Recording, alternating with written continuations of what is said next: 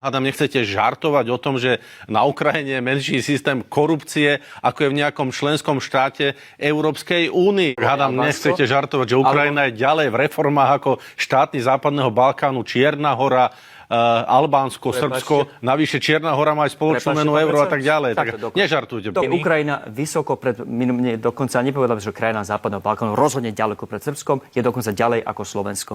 Pán Kerry.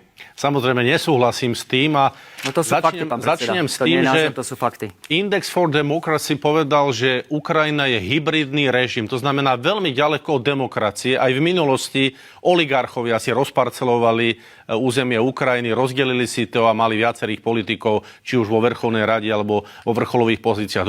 Druhá vec.